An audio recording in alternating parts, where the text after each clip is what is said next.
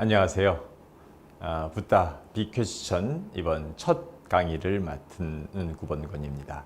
저는 신문 기자로 올해 일을 해오고 있는데요. 몇 해 전부터 이런 정보 기술을 다루다가 최근에는 인공지능 분야에 관해서 좀 책도 쓰고 여러 가지 강의라든지 활동을 하고 있습니다.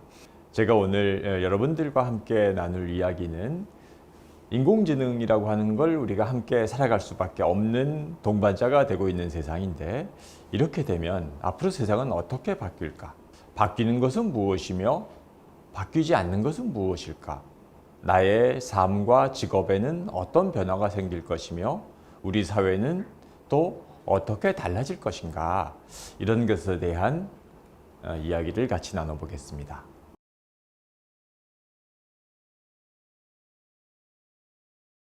미래에 대한 이야기죠.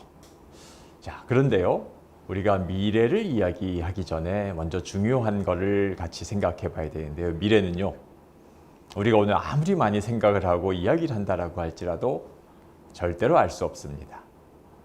예측할 수 없기 때문에 미래인 겁니다. 그러면 알 수 없는 미래는 생각 없이, 대책 없이 맞는 것이 가장 현명한 방법인가? 오늘 그런 생각을 우리 한번 같이 나눠보겠습니다. 먼저 최근 우리 모두를 걱정과 근심에 쌓이게 만든 코로나.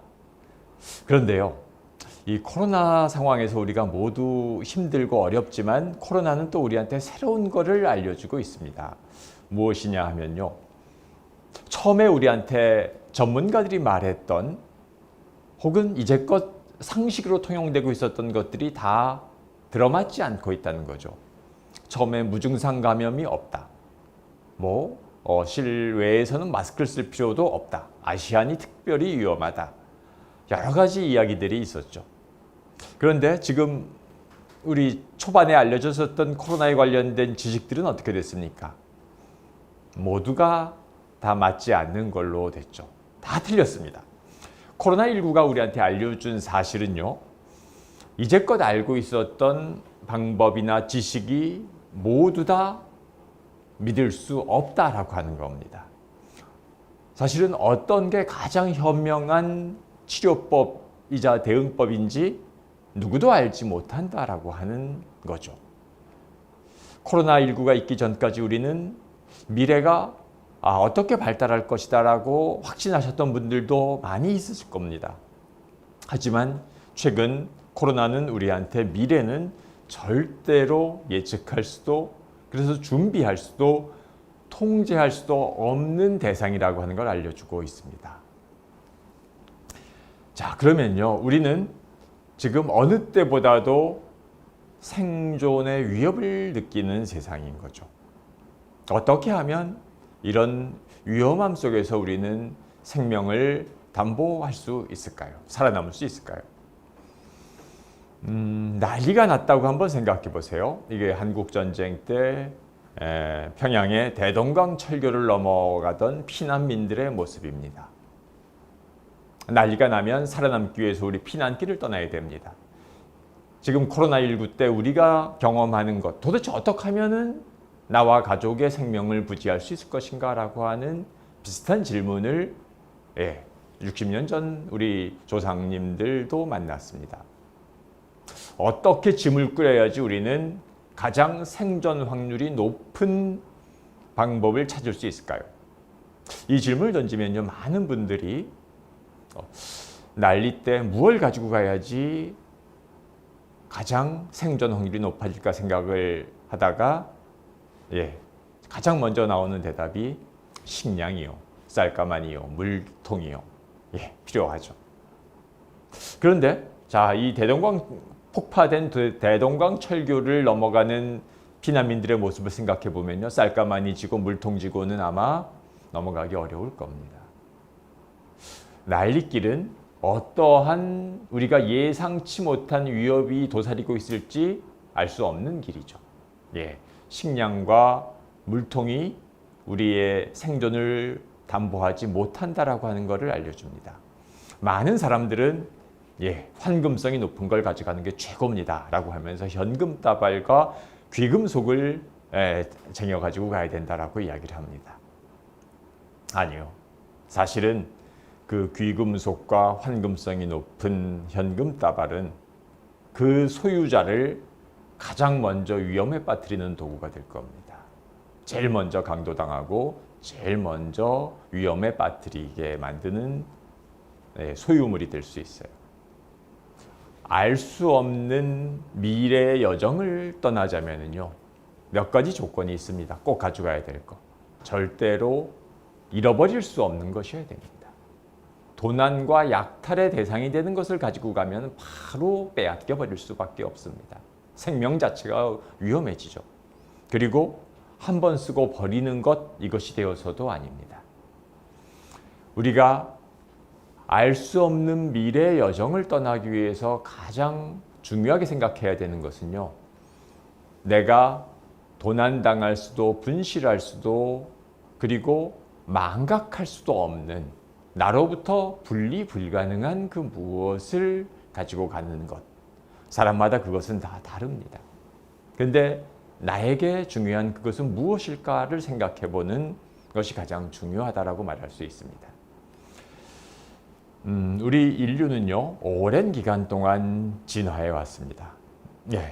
처음에 오스트랄로피테쿠스로부터 시작해서 호모 이렉투스, 네안데르탈인, 그리고 현생 인류인 호모 사피엔스까지 진화해서 살고 있습니다. 그런데요, 지금 우리가 현생 인류 호모 사피엔스가 이제껏 등장했었던 호모속 인류라고 말할 수 있는 그 유인원들 포함한 그 호모속 중에서 가장 뛰어난, 즉 신체나 외적 조건이 탁월했느냐? 아니요, 그렇지 않습니다.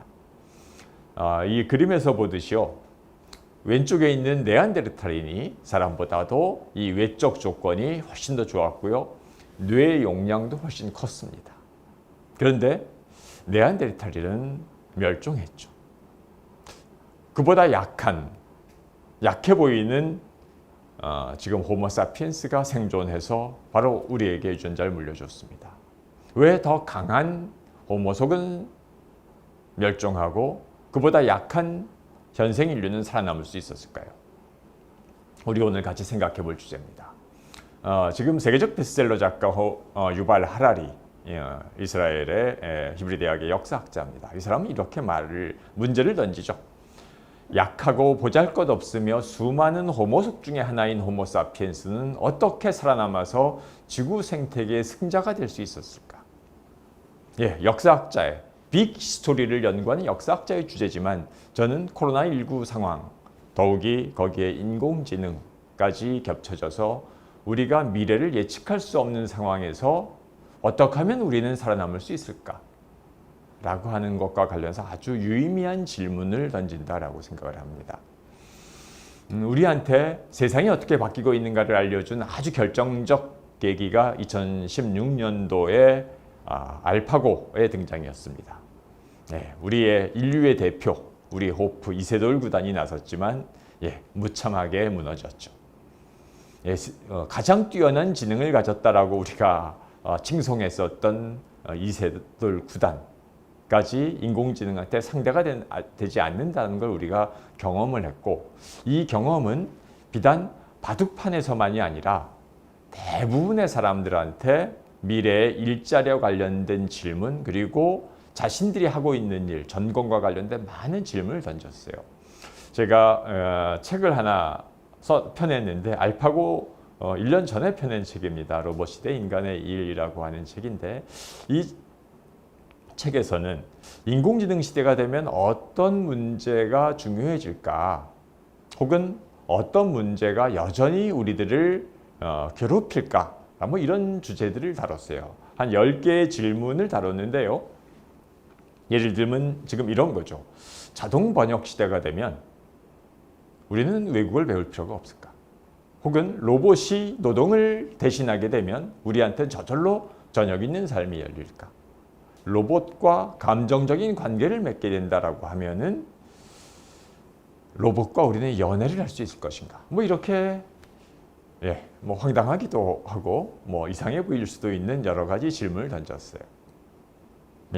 제가 이 책을 올해 5년을 맞아서 개정 증보판을 내게 됐는데 제가 이 책을 고쳐 쓰면서 새롭게 깨달은 게 있어요. 5년 전에 제가 이 책을 펴낼 때 던졌던 질문들이 전혀 해결되지 않았습니다.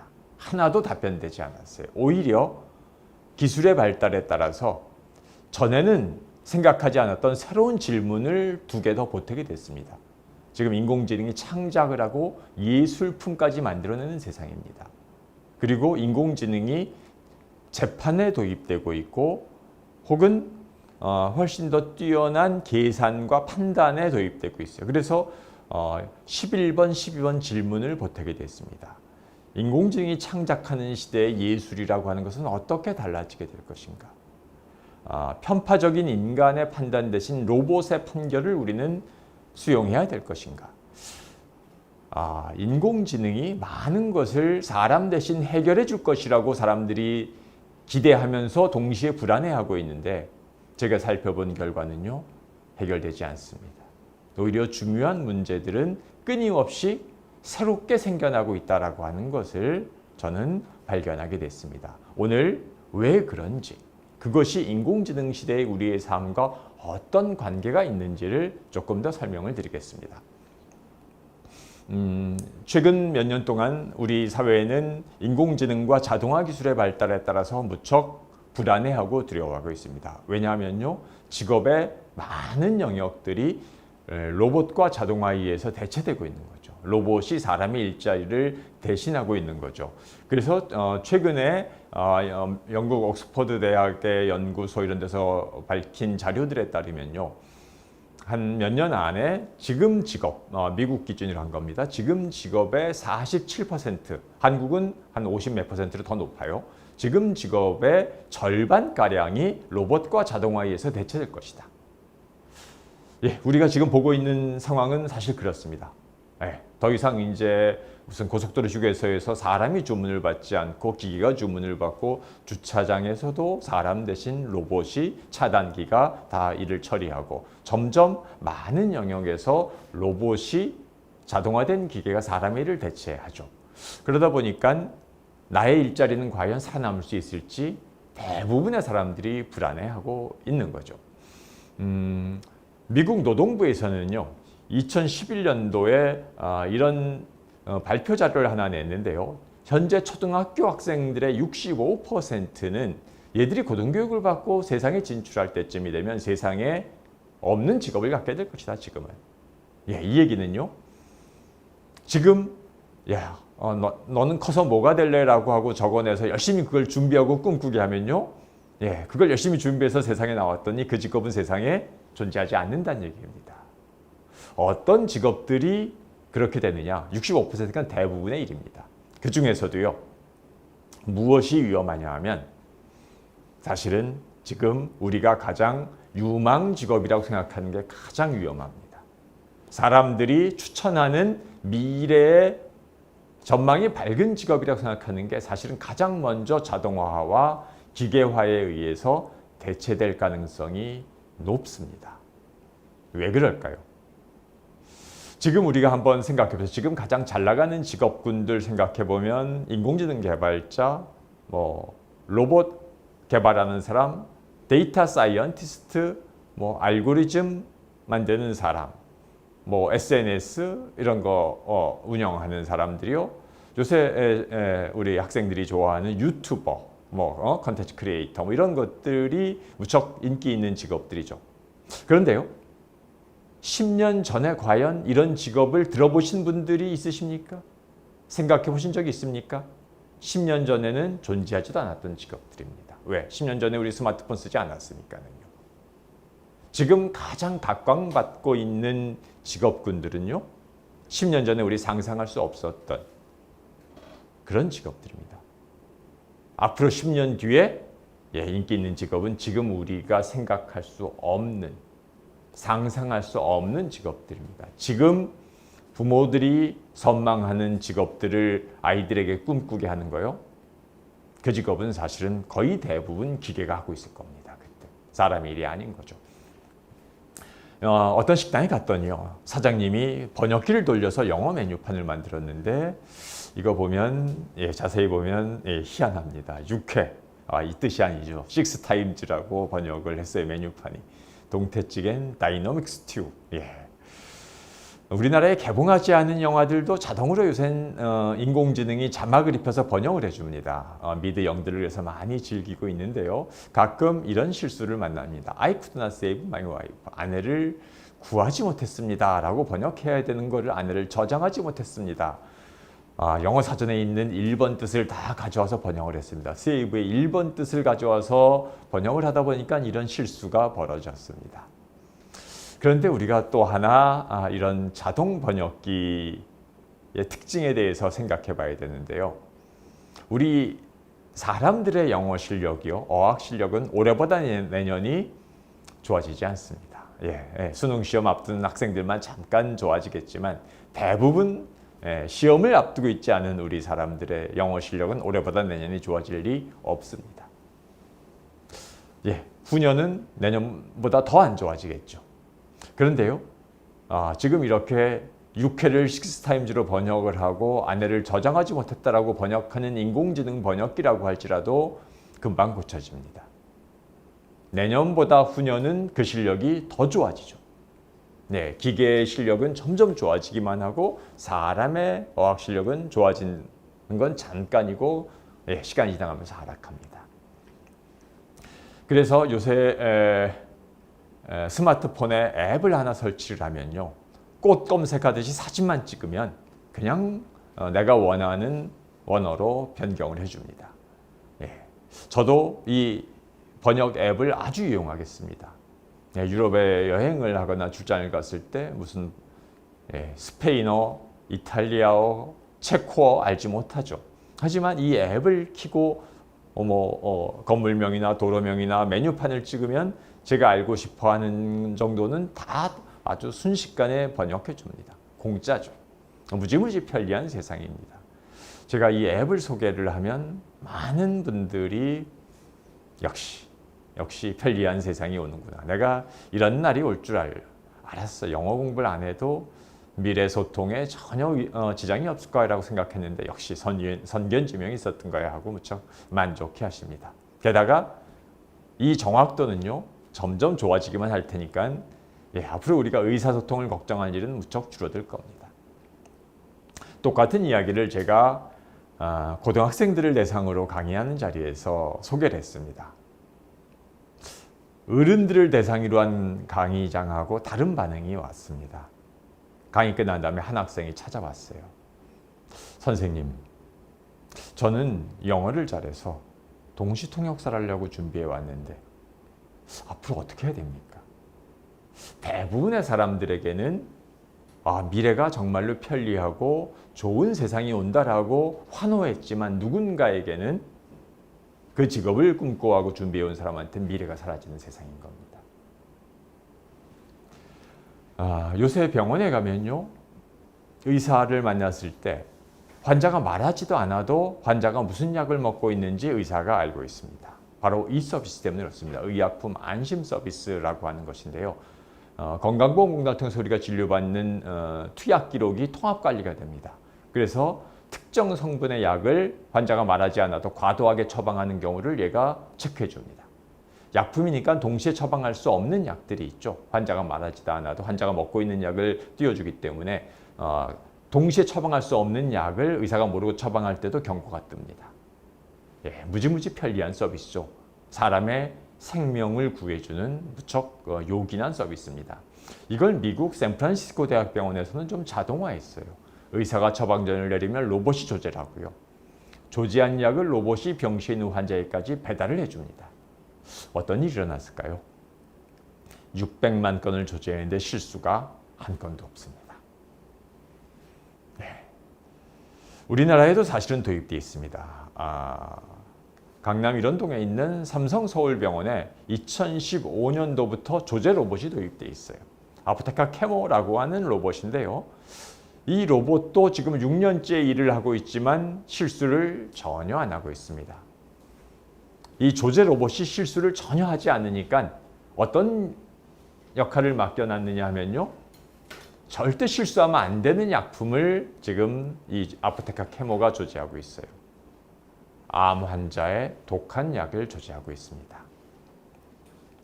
자, 이렇게 되면 약사들은 어떤 생각을 하게 될까요? 예, 불안하시죠. 제가 3년 전쯤 경기도 약사회로부터 강의 요청을 받았습니다. 약사 회장님이 저한테 강의를 부탁하시면서 한 가지 요청을 하셨어요. 선생님, 우리 약사회 회원님들이 지금 인공지능과 로봇 때문에 대단히 불안해하십니다. 강의 중에 희망의 메시지 꼭 부탁드립니다. 예, 그럴만하죠. 예, 어떻게 해야지 미래의 약사라는 직업이 잘 나갈 수 있을까 알려주세요. 그래서 제가 약사의 세계를 좀 알아보고 조사해보게 됐는데 뜻밖의 사실을 발견하게 됐습니다. 지금 약대 가고자 하는 학생들의 경쟁률이 사상 최고를 계속 경신하고 있습니다. 작년 학년도, 재작년 학년도 각각 9.4대 1, 9.6대 1 최고치를 계속 경신하고 있어요. 이해가 되지 않는 겁니다. 과거에 약사대기 경쟁률이 이렇게 치열하지 않았거든요. 왜? 왜 이런 일이 일어나고 있을까요? 제가 2년 전에는 또 다른 약사회에 강의 요청을 갔어요. 이번에는 수원시 개업 약사들 한 400분 되시더라고요. 400분의 약사가 한 자리에 모여서 일요일에 연수받는 자리에 제가 불려가서 강의를 하면서 수백 명의 약사에게 물어봤죠.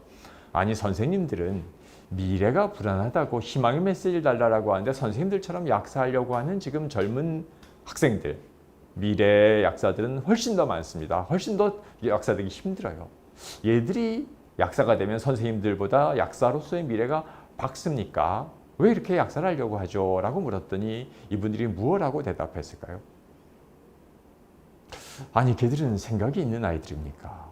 왜 지금 이 세상에 약사를 하려고 합니까? 우리 때는 인공지능과 로봇 같은 게 없었으니까 그런 것에 도전한 거였었는데 지금 이렇게 미래를 보는 세상에서 왜 그런 일을 하려고 합니까? 이해가 되지 않습니다.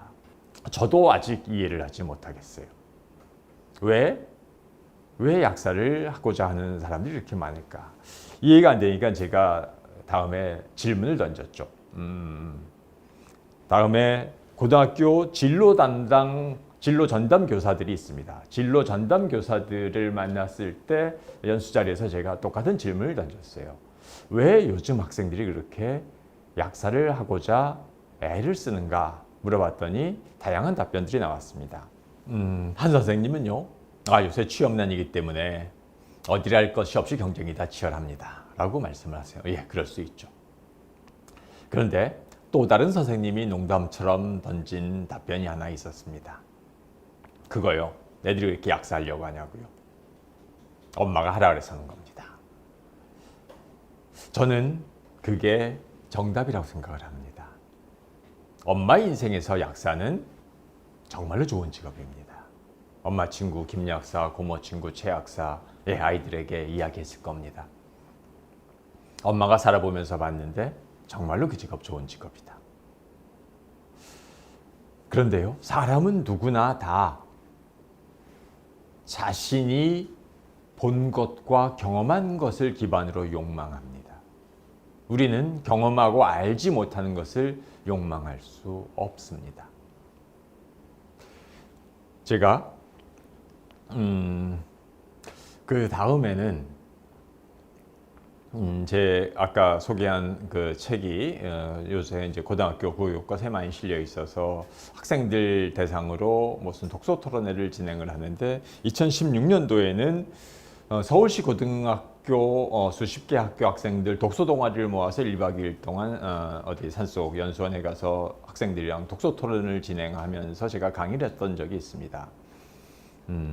그때 제가 미래의 직업의 변화를 이야기를 하면서 이런 이야기를 했죠. 제일 먼저 사라질 직업 중에 하나가 기계에 의해서 대체될 직업으로 예시되는 게 세무사, 회계사다. 이런 이야기를 했어요. 왜 우리 연말정산 해보신 분들은 아시겠지만 점점 더 편리해지고 있죠.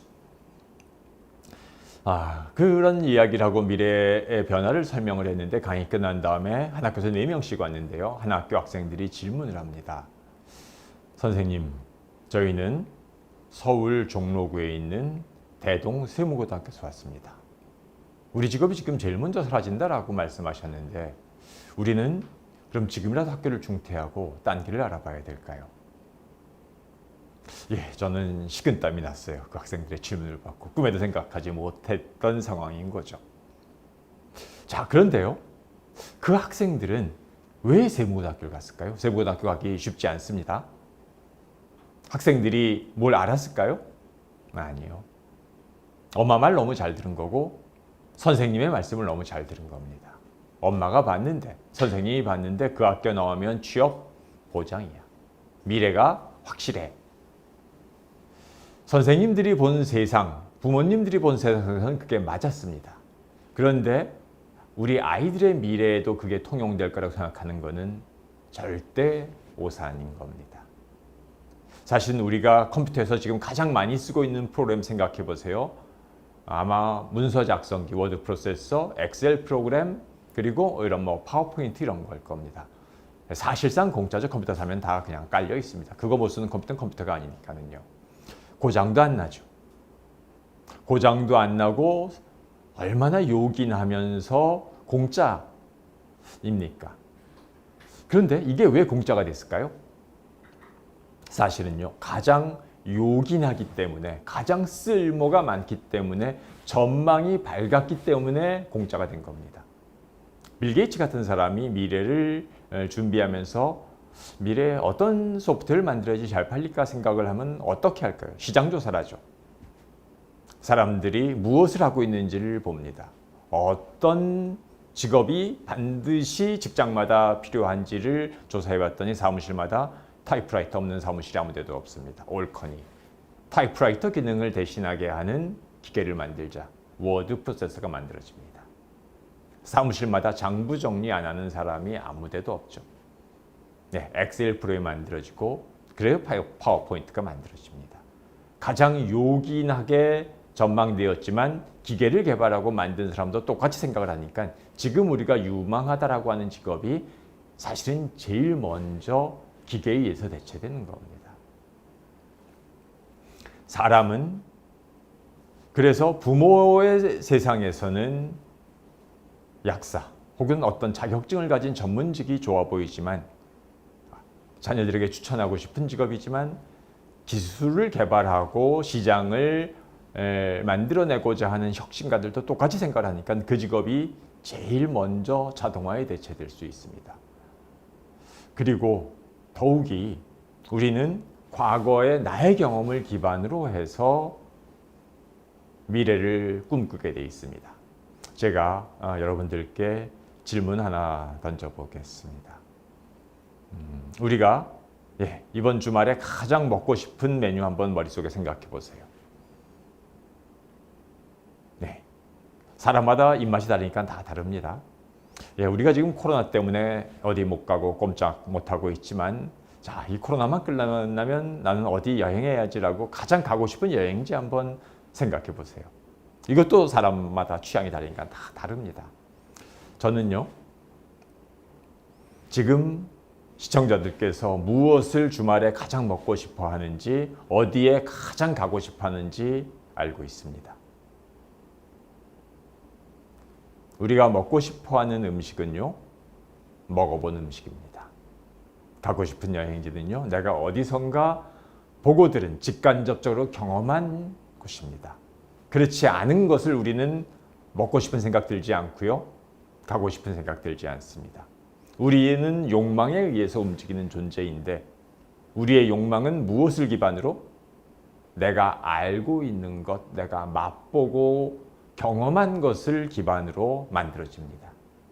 자, 우리 미래는 알 수 없는데요. 미래를 가장 자녀들에게 잘못 인도하는 방법이 바로 부모 세대가, 기성세대가 내가 살아봤는데, 내가 맛보았는데 라고 하는 그것을 미래 세대에게 강요하고 전수하는 게 사실은 가장 위험하고 망하는 방법인 겁니다.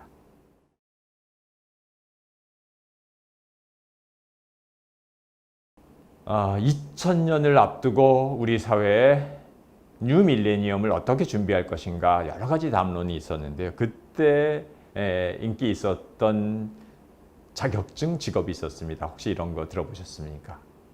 예, 그때 인터넷 정보 검색사라고 하는 게 무척 유망했습니다.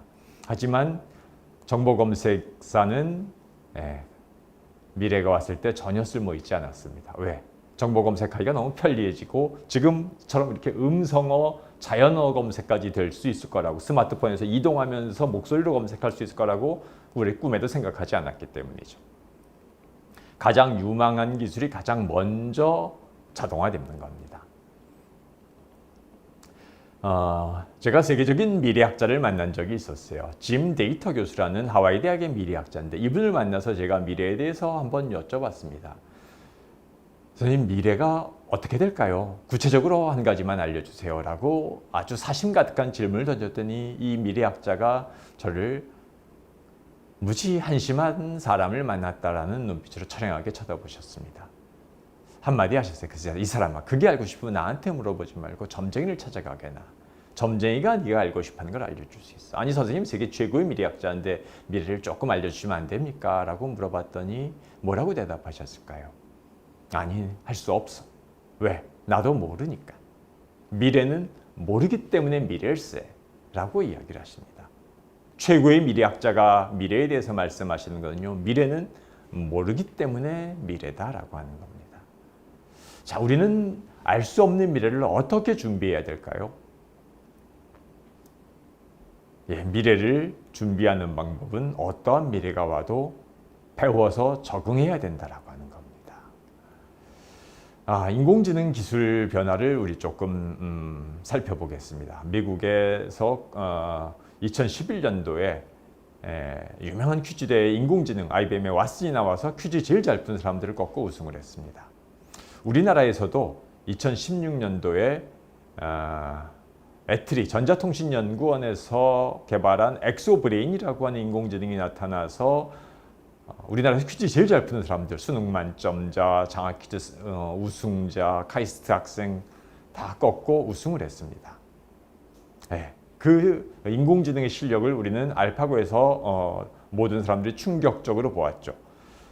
그런데 알파고 만들기 1년 전에 알파고를 개발한 구글의 딥마인드라고 하는 인공지능 개발사가 있어요. 그 개발사가 인공지능이 어떤 식으로 공부하는지를 보여주는 실험 논문을 네이처라고 하는 학술지에 썼어요. 지금 나오고 있는 영상이 바로 그때의 영상입니다.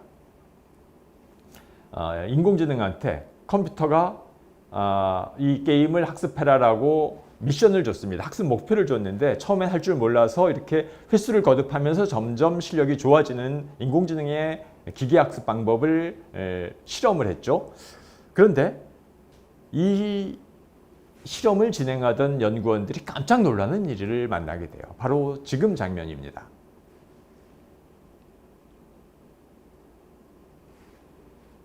이런 식의 게임이 가능할 거라고 연구원들이 생각하지 못했는데요.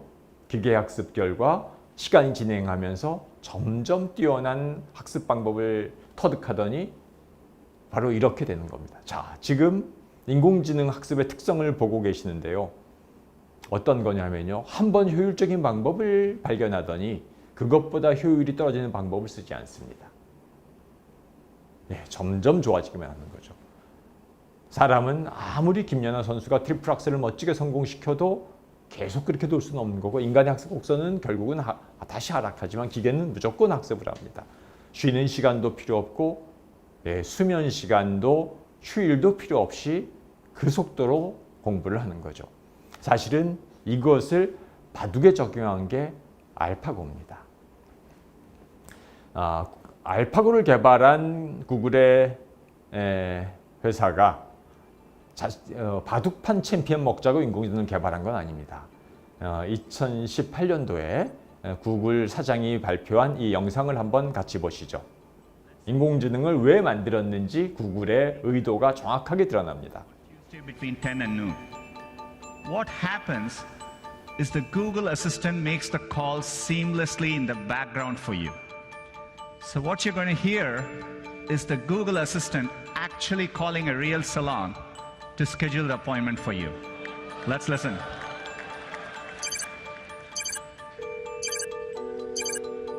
So how can I help you? Hi, I'm calling to book a woman's haircut for a client. I'm looking for something on May 3rd. Sure, give me 1 second. Mm-hmm. Sure, what time are you looking for around? Do you have anything between 10 a.m. and 12 p.m.? Okay, we have a 10 o'clock. 10 a.m. is fine. Okay, what's her first name? The first name is Lisa. Okay, perfect. So I will see Lisa at 10 o'clock on May 3rd. Okay, great. Thanks. Great, have a great day, bye.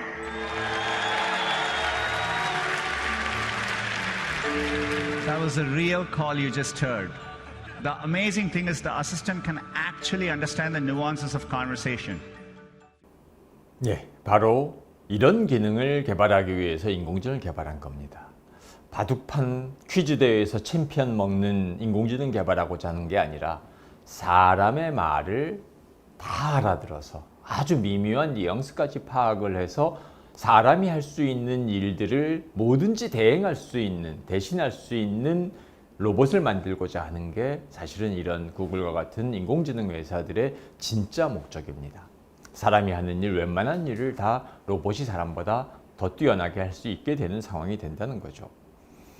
우리가 생각해 볼 것은요. 그러면은 어떻게 이렇게 미래를 준비할 수 있을 것인가? 컴퓨터 코딩 기술을 배우고 모두가 인공지능 기술을 배워서 가능하냐? 아니요. 불가능합니다. 그것보다는 도대체 이런 인공지능의 변화가 어디까지 갈 것인가? 이런 기술의 변화가 왜 생기는가라고 하는 것을 먼저 아는 게 중요해요. 지식과 정보의 근본 구조가 바뀌고 있기 때문에 그런 것인데요. 브리트니커 백과사전이라고 최고의 백과사전입니다. 인류의 지식의 아주 요체라고 말할 수 있죠. 그런데 인터넷에서는 위키피디아라고 하는 개방형 사전이 인기입니다. 두 사전 간에 논쟁이 붙었어요. 어떤 게 그럼 더 좋은 사전입니까? 사전은 정확해지 좋은 사전이죠. 정확도를 가지고 두 사전을 비교하는 논문을 세계적인 학술지 네이처에서 검증해 보았습니다. 뜻밖의 결과가 나타났어요. 사람들은 정확도는 최고의 전문가들이 모여서 엄밀하게 검증하고 만드는 브리테니카가 월등히 뛰어날 거라고 생각을 했는데 뜻밖에도 두 사전의 정확도 차이가 없는 것으로 조사가 됐습니다. 각각 4개씩의 중대한 오류 그리고 수백 개의 사소한 오류들이 발견돼서 어디가 잘못됐다라고 하는 내용이 네이처지 2005년도 12월에 논문에 실렸어요. 뜻밖의 결과가 그 다음에 생겨납니다. 네이처지 논문이 발표된 그날 밤부터 위키피디아의 오류라고 지적된 사항들은 어떻게 됐을까요? 빠르게 고쳐지기 시작을 합니다. 브리테니카는 어떻게 하죠? 고치려면 개정판 찍어야 됩니다. 20년 걸립니다. 브리테니커는 이 사건을 계기로 중대한 결정을 합니다. 더 이상 종이 사전을 발행하지 않는다. 자신들이 비판해 왔었던 그것도 사전이냐라고 폄하해 왔었던 위키피디아 방식으로 온라인으로 한 서비스라기로 180도 바꿔요. 저는 이게 아주 중대한 미래의 변화 방향을 알려주는 사건이라고 생각합니다. 과거에는요, 지식이라고 하는 게 만들어지는 게 제한돼 있었습니다. 왜? 지식을 다룰 줄 아는 사람이 많지 않았습니다. 우리나라로 치면요, 한문을 자유자재로 다뤄서 중국 학자, 일본 학자랑 논쟁할 수 있는 사람들이 지식인이었고, 책을 썼죠.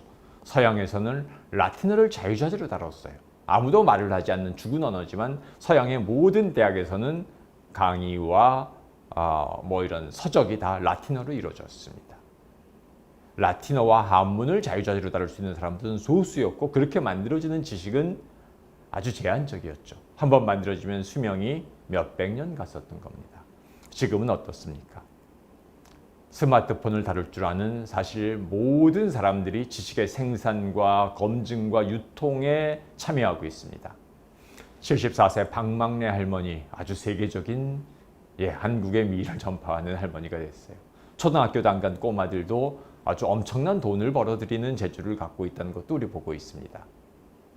과거에는 상상할 수 없었던 세상의 모든 사람들이 사실은 지식을 만드는 세상이 되었습니다.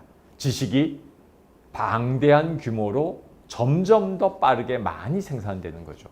자, 이게 의미하는 게 뭡니까? 우리가 지금 분명하게 알고 있는, 지금 가장 유망하다라고 말하는 것들도 빠르게 대체될 수밖에 없는 환경이 되는 거예요. 많은 지식이 생겨나니까. 그래서 직업의 수명이 짧아지는 것이고 미래가 변화하게 되는 겁니다. 이런 세상에서 어떻게 해야지 우리가 미래를 대비할 수 있을까요? 유발 하라리, 사피엔스에서 아주 중요한 주장을 합니다. 우리나라에 방문했을 때도 이런 이야기를 했는데요. 현재 학교 교육의 80~90%는 아이들이 성인이 되면 쓸모 없어질 것이다. 우리가 아이들한테 가르쳐야 할 가장 중요한 능력이 두 가지다. 첫째, 어떻게 해야 늘 모른다는 것을 깨달을 수 있을 것인가? 어떻게 해야 내가 늘 변화하면서 살 수 있을 것인가? 라고 하는 것을 우리가 가르치는 게 무엇보다 중요하다. 스스로 변화의 주체와 배움의 주체가 되는 것만이 미래를 대비할 수 있는 방법이라는 걸 말해주는 거죠. 미국의 게시판 사이트 레딧이라고 하는 우리나라 지식인 문답 사이트 같은 곳인데요. 이런 질문이 올라왔습니다. 만약에 60년 전 사람이 타임머신을 타고 오늘날로 시간여행을 온다면 현대인들의 어떤 모습이 가장 이해되지 않을까? 다양한 답변들이 올라왔는데 그중에 눈길을 끈 답변이 하나 있었습니다. 모든 사람들은 주머니 속에 인류가 쌓아놓은 지식 전체에 접근할 수 있는 도구를 갖고 다닌다. 바로 스마트폰 같은 걸 이야기하는 거죠. 그런데 그것을 가지고 무엇을 하는가 보았더니 주로 고양이 사진을 보는데 쓰고 모르는 사람들하고 말다툼을 하는데 쓰더라. 60년 전 사람이 가장 이해되지 않는 현대인들의 모습이라고 이야기를 한 거예요. 인류 지식 전체에 접근할 수 있는 도구를 내가 늘 갖고 다닌다. 일종의 절대반지와 같은 것을 획득한 거죠. 그런데 절대반지를 절대반지답게 쓰는 사람은 매우 찾기 힘들다라고 하는 걸 이야기합니다. 어떻게 하면 우리는 이런 사회에서 미래를 대비할 수 있을까요? 모든 지식이 다 널려있는 세상에서 가장 중요한 것은 그 지식을 추구하는 호기심입니다. 호기심이 있는 사람이 그 정보를 열어보죠. 찾아가죠. 그런데 호기심만 갖고 충분하지 않습니다. 우리가 가짜 뉴스에 현혹되는 사람들이요. 몇 시간 내가 동영상을 봤는데 뭘 봤는지 보고 나서 기억나지 않는 사람들. 왜? 호기심의 통제자가 본인이 아니라 그 주체가 아니라 그 기술을 만든 사람들인 경우가 많습니다. 가짜 뉴스를 퍼뜨리는 사람이 호기심을 가장 잘 요리하게 조작하는 경우들이 많아요. 호기심을 통제하는 방향타를 동시에 갖고 있어야지만 유용한 방향으로 나를 끌고 갈 수 있습니다. 바로 정보 판별 능력. 달리 말하면 주체적이고 비판적인 사고 능력이라고 말할 수 있는 거죠. 모든 정보가 널려있는 세상에서 가장 중요한 능력이 되고 있습니다. 매머드입니다. 인류와 함께 빙하기 때 살았죠. 근데 매머드는 멸종하고 인류는 살아남았습니다. 멸종한 동물, 매머드만은 아니고요. 지구상에 존재했던 생명체 99%가 멸종했습니다. 멸종한 생명체와 사람처럼 멸종하지 않고 살아남은 생명체의 특징은 무엇일까요? 다른 모든 생명체들은 자신의 생존 정보를 DNA에 담아둡니다. 정해진 문제에 정해진 답이죠. 그래서 그 상황에 적응할 수 없으면, 달라진 환경에 적응할 수 없게 유전자가 돼 있으면 그 생명체는 멸종하는 겁니다. 특별히 돌연변이로 변화하지 않은 생물체 빼고는. 사람도 유전자를 갖고 있지만, 근데 사람의 생존 방식은요, DNA에 의존하는 게 아닙니다. 물론 DNA가 우리의 키와 몸무게, 머리 빛깔 정도는 정하지만은요, 우리의 생존 능력을 DNA가 정하느냐? 아니요. 찰스 다윈은 이렇게 말을 합니다. 생존하는 생물은 가장 강한 정도, 가장 지능이 높은 정도 아니다. 변화에 가장 잘 적응하는 종이다라고 이야기를 합니다. 스티븐 호킹 같은 사람은 그래서 아예 지능이라고 하는 것은 사실은 변화에 적응하는 이런 능력이다라고 이야기를 합니다. 사람은요, 다른 어떤 생명체보다도 취약한 어린 생존 환경 속에서 태어납니다. 우리 DNA가 물려준 거죠. 그래서 사람은 사실은 DNA에 의존해서 생존 능력을 기르는 게 아니라 처음부터 우리는 백지 상태, 따블라 라사라고 하는 백지 상태의 뇌만을 갖고 태어나는 겁니다. 거기에 어떤 지식과 정보를 담아내느냐에 따라서 자신의 생존 정보가 사실은 똑같은 호모사피엔스지만 다 달라지게 되는 겁니다.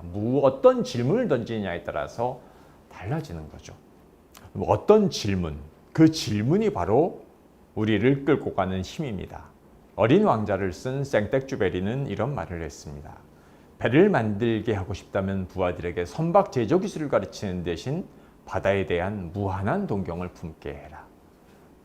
사람들에게 무한한 동경을 갖게 하는 것이 유행이 바뀌고 기술이 바뀌어도 끝없이 추구할 수 있는 힘을 부여하는 얘기죠.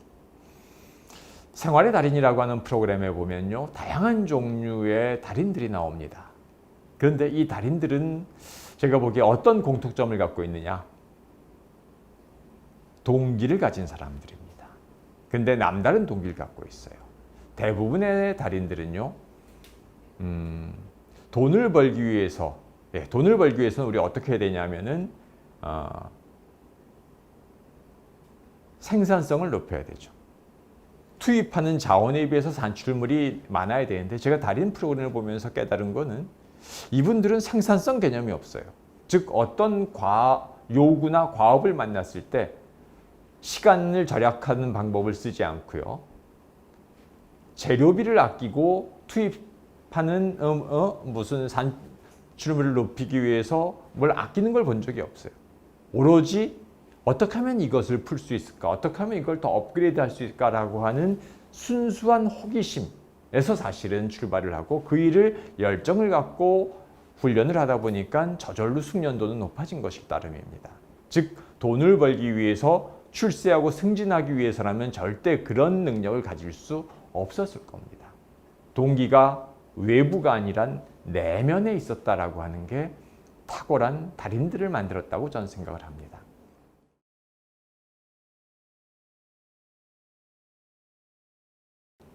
자신을 발견하는, 나는 어떤 존재인가라고 하는 것을 우리 깨닫는 게 그 동기와 목표 발견의 출발점입니다.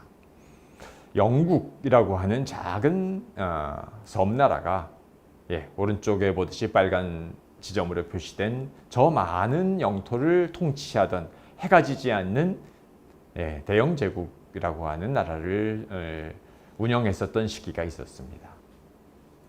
영국은 문명도 비교적 나중에 전파된 섬나라, 어떻게 작은 섬나라 영국이 한때 세상에서 가장 큰 제국을 운영하고 건설할 수 있었을까?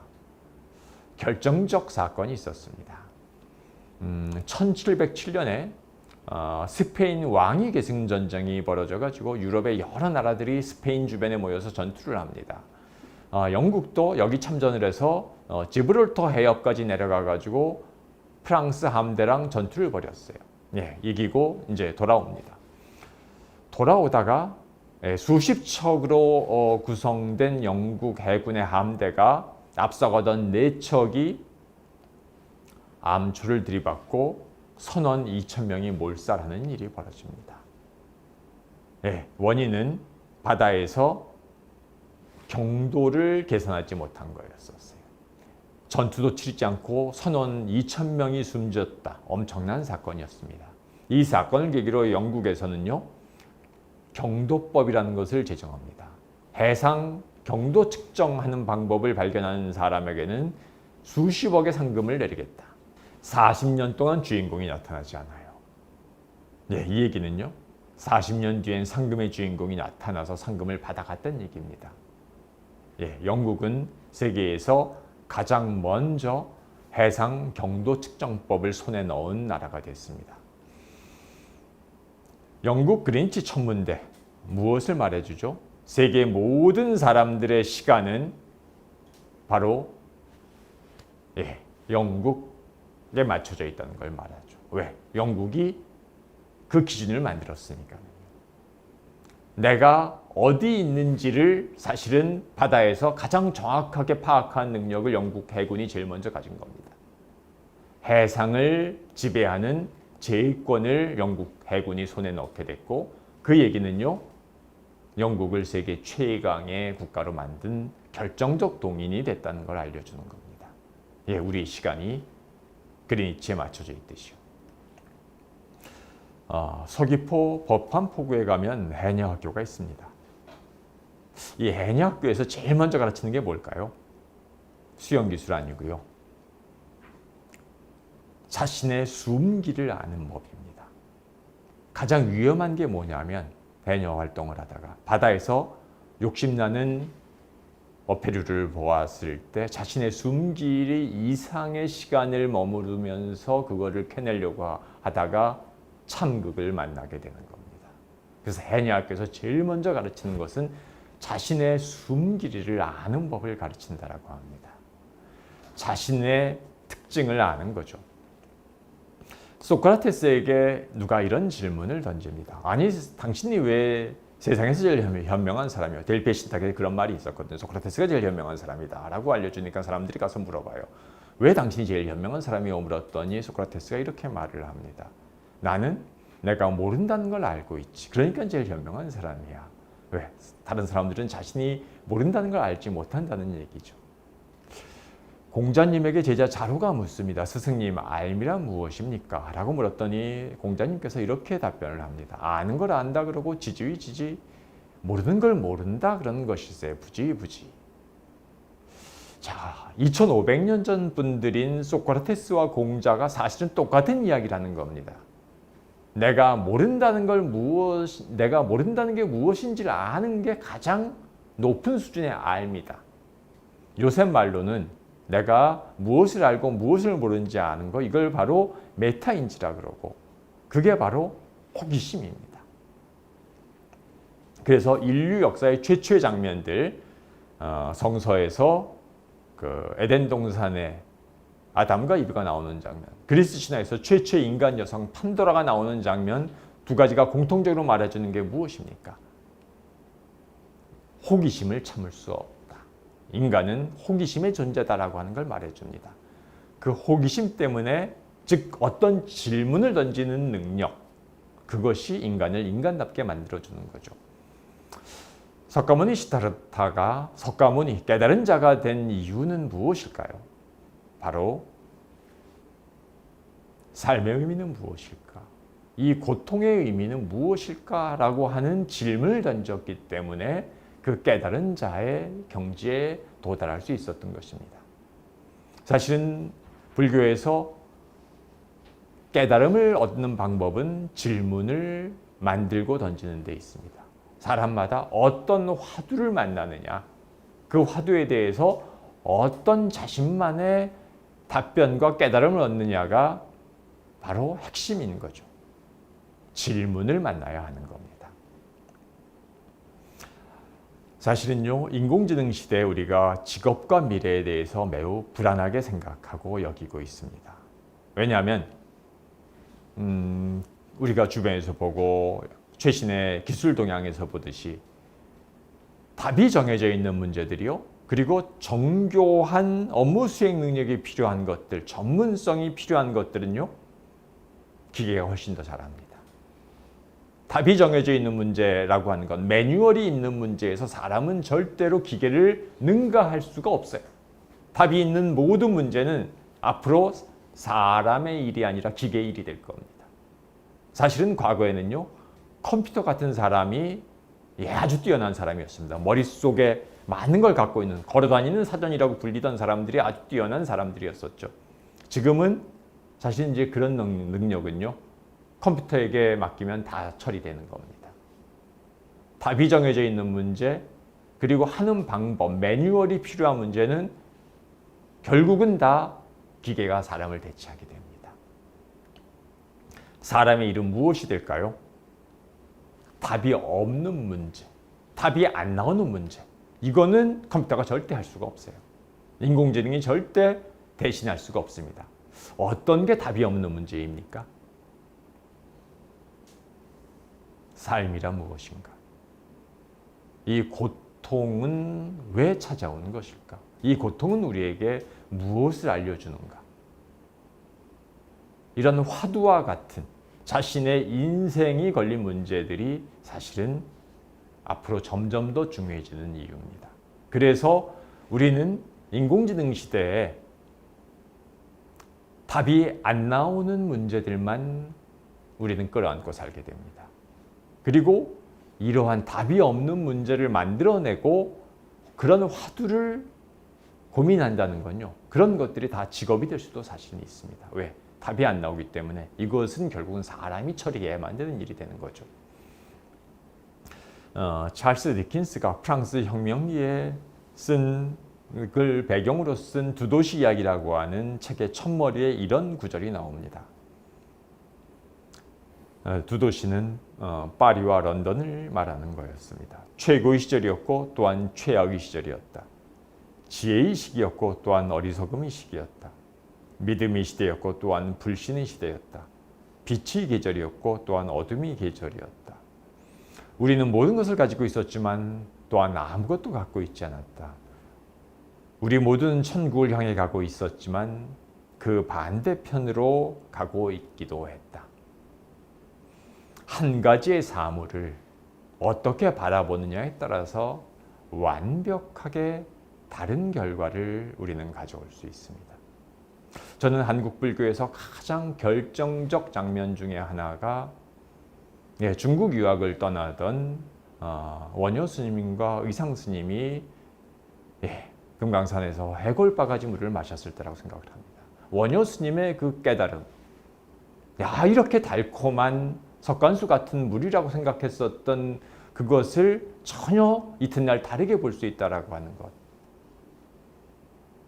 인공지능과 미래가 던지는 질문과 그 고민도 마찬가지입니다. 누군가는 더할 수 없이 좋은 기회, 모든 것이 편리해지는 세상이라고 볼 수 있지만 누군가에게는 직업이 사라지고 꿈이 사라지고 내가 뭘 해야 될지 모르는 그런 세상인 거죠. 기술 자체가, 인공지능 자체가 좋고 나쁜 건 결코 아닌 겁니다. 원효 스님처럼 어떤 눈으로 바라보느냐에 따라서 사실은 전혀 다른 결과를 얻게 되는 거죠. 제가 그 로봇 시대 인간의 인류라고 하는 책을 쓰던 2015년도에 광화문 교보문고 건물에 이런 글귀가 걸렸습니다. 미국의 시인 메리 올리버가 휘파람 부는 사람이라고 하는 책에서 쓴 글인데 제가 인공지능을 고민하면서 생각해봤던 것하고 아주 일치했습니다. 인공지능 로봇을 제가 이렇게 조사하고 연구하다 보니까 결국 사람의 장점과 탁월함은 로봇을 능가할 수 없어요. 사람보다 로봇이 훨씬 더 잘합니다. 그러면 로봇이 모든 것을 다 대체할 수 있느냐, 인간의 능력을? 대체할 수 없는 게 있어요. 인간의 결점과 약점은 로봇이 절대로 대체할 수 없습니다. 왜? 로봇이 결점을 갖고 인공지능이 약점을 가지면 어떻게 됩니까? 엄청난 재앙으로 연결되죠. 그래서 인간의 약점을 로봇한테 우리는 절대로 학습하라고 명령하지 않습니다. 인간의 장점만 따라하라고 이야기를 하죠. 그런데 사실은 우리는 결점과 약점 때문에 움직이는 존재인 겁니다. 우리가 만약에 감정적 결핍을 갖고 있지 않으면 누군가를 그리워하고 사랑하고 자비를 느낄까요? 우리는 감정을 갖고 있기 때문에 누군가를 그리워하고 사랑할 수 있는 겁니다. 감정적으로 우리는 취약한 존재이기 때문에 누군가를 그리워하는 공감적인 존재가 되는 거죠. 우리는 지적으로도 한번 알면 기계처럼 영원히 기억하는 게 아닙니다. 아는 순간 망각하고 잊어버리죠. 그러다 보니까 끊임없이 질문을 던집니다. 인간의 지적 결함과 결핍이 우리에게 호기심을 불러일으키는 겁니다. 저는 그래서 공감과 호기심이 인간의 결점과 약점에서 출발한 능력이라고 보았습니다. 이 시인이 그렇게 말을 하는 겁니다. 이 우주가 우리에게 준 두 가지 선물, 사랑하는 힘과 질문하는 능력. 제가 로봇의 인공지능에 결코 대체될 수 없는 사람만의 결점에서 비롯한 공감과 호기심이라고 하는 것을 이렇게 아름답게 표현한 거죠. 마지막 슬라이드입니다. 신영복 선생님이 쓰신 통할 통자입니다. 주역 계사전에 있는 글귀를 쓰신 거예요. 우리가 알고 있는 궁하면 통한다. 궁죽통의 원문이 바로 여기서 나왔죠. 그런데 궁죽통 바로 연결되는 건 아닙니다. 중간에 단계가 하나 있죠. 궁죽통이 아니라 변이 있습니다. 궁즉 변이고 변즉 통이고 통죽구다. 궁하면 저절로 통하는 게 아니라 궁, 한계와 결핍과 벽의 지점이죠. 좌절의 지점이기도 하죠. 궁에 이른 즉 한계에 도달하게 된 즉 변화하게 되고 변화한 즉 통화하고 통한 즉 오래 유지된다라고 하는 삼라만물의 변화를 설명하는 주역의 원리입니다. 어떻게 해야지 우리가 변화하느냐? 궁, 달리 말하면 결핍과 한계의 지점인 겁니다. 저는 인공지능 시대에 우리가 깨달아야 하는 것, 생각해야 되는 것도 완벽한 기계를 따라가려고 기계와 경쟁하려고 하는 것이 아니라 사람의 결핍과 한계가 무엇인지를 깨달아 아는 것이 오히려 인공지능 시대에 우리의 갈 길을 알려주는 것이라고 생각을 합니다. 불가에서 말하는 여러 화두와 깨달음도 이와 통하고 있죠. 네, 경청해 주셔서 고맙습니다.